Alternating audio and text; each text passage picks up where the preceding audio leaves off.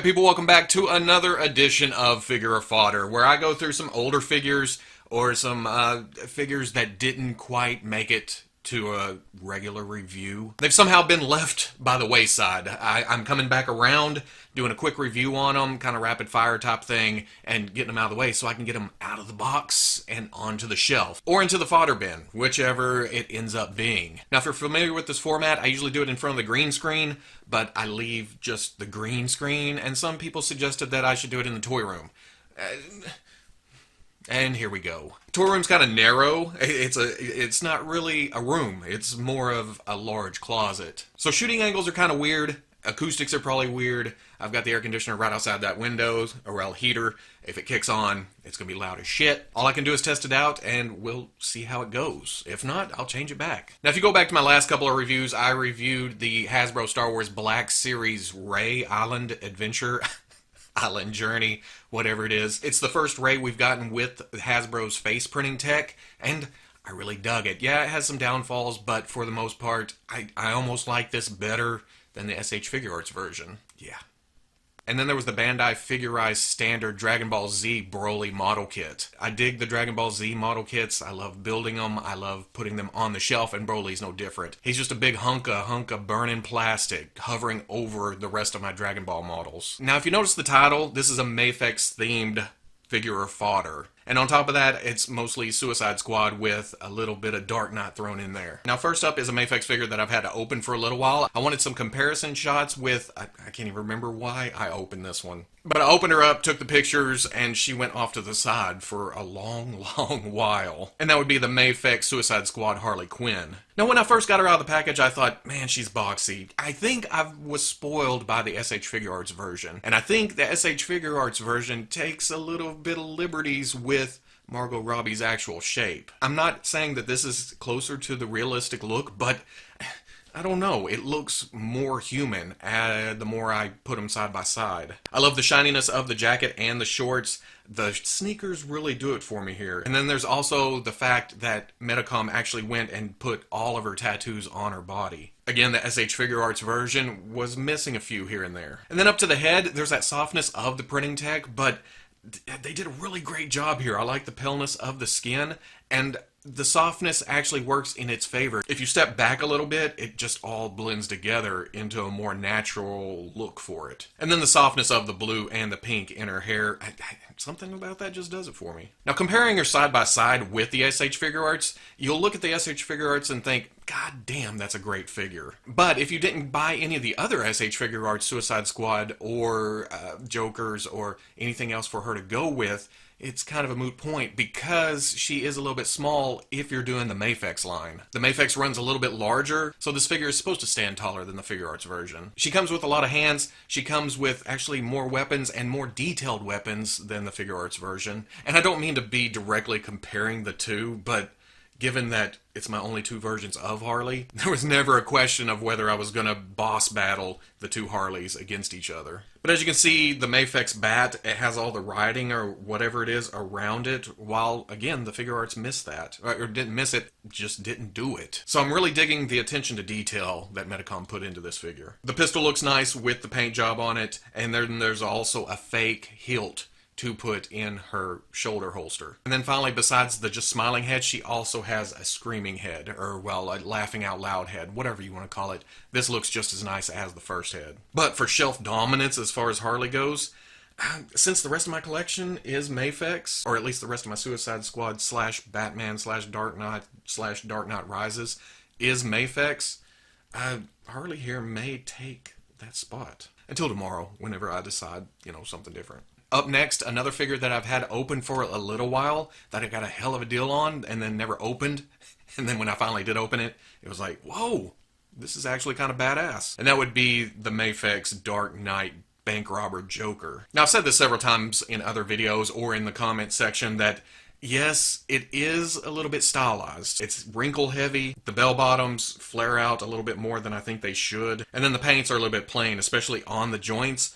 But man, it all comes together for one dynamic figure. While the unmasked head, I don't really care for it. It's a little bit shiny, a little bit makeup-y. and a little bit off. It just looks weird. The actual clown masked head is what brings you to the party. It's the whole reason for getting this, so you can reenact that first scene. And put that head on there, and man, the whole thing just comes together. Now, he comes with a couple of hands, he comes with the gun, and he comes with a hell of a lot of posability, which really works in his favor. It's a little bit awkward, but man, the Joker in that first scene was awkward. So it works. You can get him in these weird poses, and you think, I wouldn't put any other action figure in that pose, but it works for this figure. Now, this is before Medicom really ramped up their QC, so it may be a little bit loose in places, but again, that works towards the awkwardness. And when you get to the shoulders, if you push them up, the jacket kind of hangs out to square off the shoulders where it doesn't look like it's actually jointed. We'll see that again with the other Joker that I'm about to take a look at,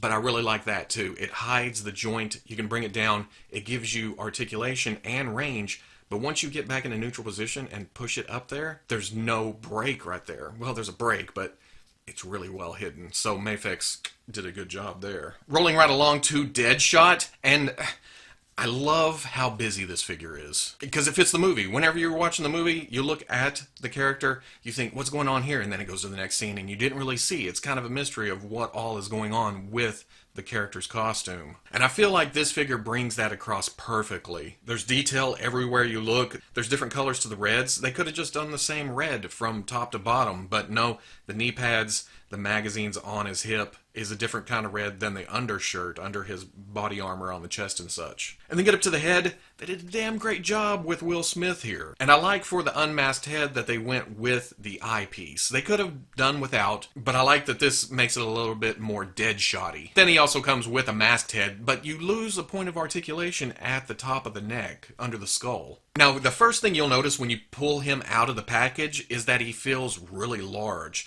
He feels Marvel Legends size. And I will admit he is tall, but in the realm of Mafex, even though it is tall, it kind of fits with Joker and Harley. Margot Robbie is 5'6", Jared Leto is 5'9", and I believe Will Smith is 6'2". So the heights actually work. I keep wanting to say it's too big, but it's just too nicely detailed. I can forgive a couple of inches scale-wise. He comes with several hands, pretty much anything you would want to do with him. He comes with his signature rifle with the writing on the side. He comes with his signature pistol, which is pretty much in Deadshot colors, a little knife, and then 2 standard pistols. And the cool thing about that, everything actually goes on the figure. There's no parts that you throw in a bin. Well, the hands, of course, but weapon-wise, everything goes on Deadshot. Well, as long as he's holding the rifle. The knife goes in the sheath on the boot, the signature pistol goes in the holster on the hip, and then he's got a double holster on his back for the regular pistols. Articulation, very, very nice. I like how the magazines on his hips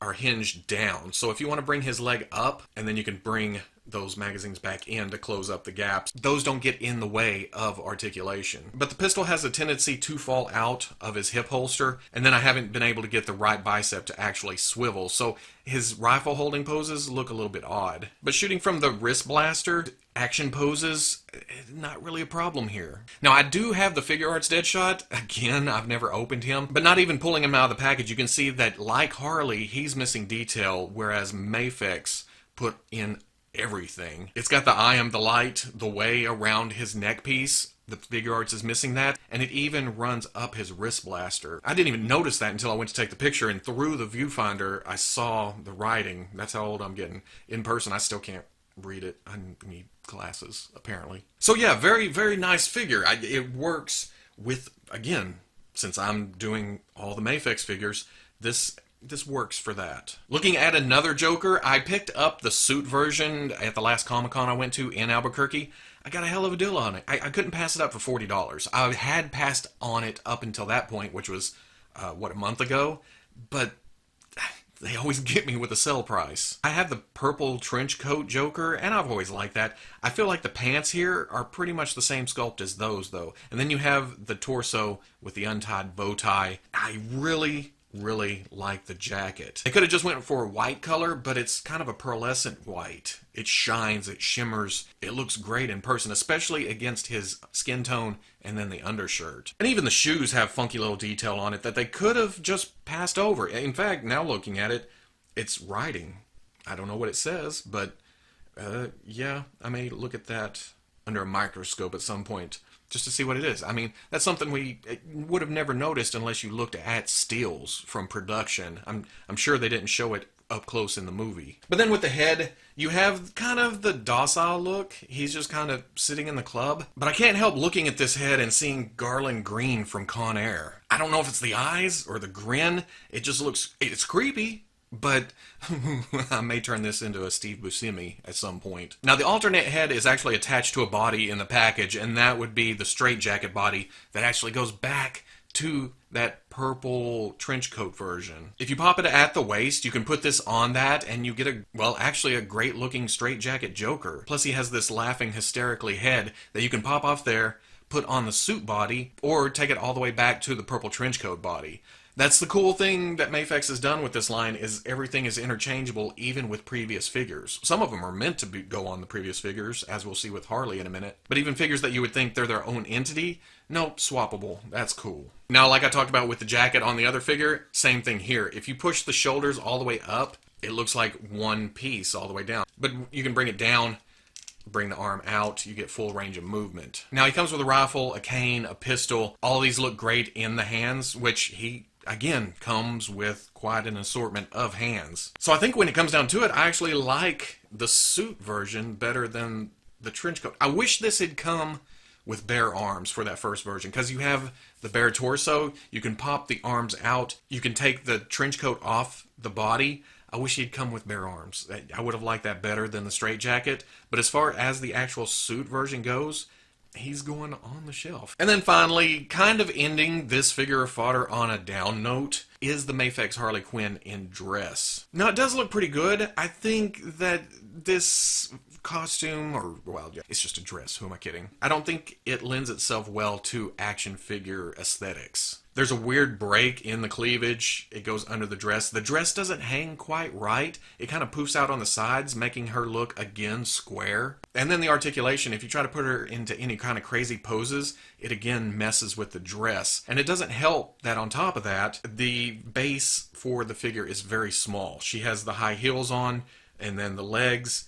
It's hard to find the center of gravity here. But you get up to the head and it looks really, really nice. She has the pigtails down. It's just standard hair. It's the club scene, but this brings that across really nicely. And then, like the others we've seen, the tattoos are amazing. They're put on there really, really nice. Even the one on her right arm looks like it's been there for a little while. It's kind of faded, just a tad. Now, she comes with an assortment of hands, but she doesn't come with anything to do with them. This is one of those cases where you have to rely on previous release to actually work with the current release. And I don't really like that. If you've got the gold dress version, she's got nothing to hold. Even though in that scene she wasn't really holding any kind of weapon, she comes with grip hands here for weapons. Yeah, I feel like they cheaped out a little bit. She also comes with a Batman head with the respirator. I don't have the Mafex Suicide Squad Batman, so that doesn't really help me out any. But she comes with an alternate head for the original Harley, and it's kind of a mean look, kind of her pursing her lips, but her lips are actually made that way for the bubble gum. It comes with two bubbles, and as far as I can tell, these are both the same thing. I think they just gave you two in case you lost one. That's the only thing I can think of here. But once you find the right direction to put it in her lips, it actually sticks pretty good. I had no problem whatsoever with it falling out. So I like this addition to the first Harley, but as far as the gold dress goes, I don't know. I don't really care for it.